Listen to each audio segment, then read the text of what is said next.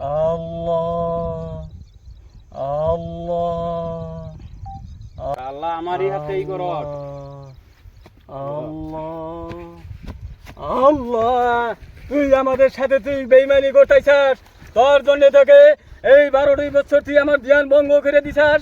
তা না হলে তোকে আমি এই অভিশাপ দিলাম, তুই পুত্র সন্তান তুই 12 বছরের মধ্যে দেখতে পারবি না। কিন্তু একটা শর্ত আছে বাবা, তুমি আমাদের ঠিক আছে ঠিক আছে ঠিক আছে আমার বাল বাচ্চা আছে, পোলাহান আছে। ঠিক আছে আমি বাল বাচ্চা দিব। ক্ষমা করে দেন। একটা ফুল আনে তুই ভাই এই গাছের জঙ্গলে কোন একটা ফুল আনে, আমি তোকে একটু বুদ্ধি শিখা দেই। হ্যাঁ একটা ফুল আনো ফুল আনো। আমি আনছি। এই নন বাবা, এই যে দেখেন বাবা, এই যে তোকে একটা ফুল দিলাম, তুই সকালে তোর রানীকে তুই দিয়া না যে সুবান্ধা 3টো সুবান্ধা তুই খিলে দিবি। তোর পুত্র সন্তানের জন্য আর চিন্তা করা নাবো না।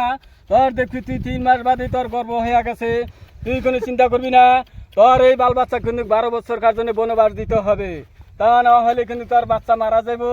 তার জন্য তোর এই যে অধিশাপের জন্য আমি একটু অধিশাপ আইহে দিলাম, না হলে তোর রক্ষা নাই।